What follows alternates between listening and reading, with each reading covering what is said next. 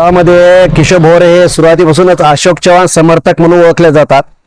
जनतेने आम्ही त्यांना निवडून दिलं जेव्हा की ते आमच्या प्रभागाचे सुद्धा नव्हते.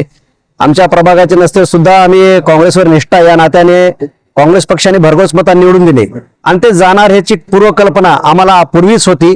आमच्या प्रभागातून उमेश ढवळेजी सोबत आहेत, माझ्यासोबत आमच्या कीर्तनताई आहेत, आमच्यासोबत आमचे ननदगर ताई आहेत.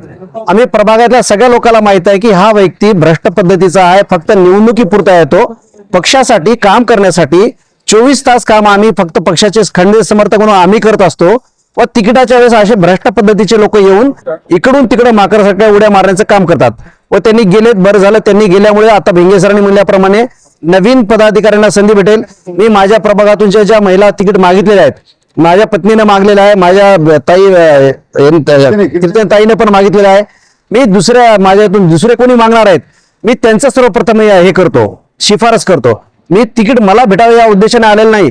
माझा उद्देश राहुल गांधीजीचे हात मजबूत करायचे असतील तर सॅक्रिफाईस स्वतःला आपल्याला करावं लागेल. आम्हाला भ्रष्टाचार मुक्त नांदेड करायचं जे टक्केवारीचं राजकारण अशोक चव्हाण करतात, जे आमचा भोरे सुद्धा करत गेला, आम्हाला त्याच्यातून सर्वांना मुक्त करायचं आहे. त्यांना भाजप तिकीट पक्क झालं तेव्हा त्यांनी प्रवेश केलेला आहे.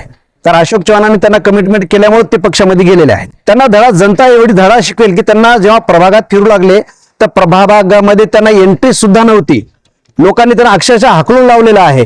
त्यामुळे तो प्रभागाचा मूळ माणूसच नाहीये. आज भाजप जे उमेदवार आमच्यावर लादणार आहेत ते प्रभागाचे नाही, ते प्रभागाच्या बाहेरचे आहेत. हे सर्वांनी जनतेने समजून घ्यावं. व माझा सर्व प्रभाग 6 मधील जनतेला एवढीच विनंती आहे की आपण प्रभागातील व भ्रष्ट नीती नसलेल्या स्वच्छ प्रतिमा असलेल्या व्यक्तीला निवडून देऊन आपण आपल्या प्रभागाचा विकास करावा.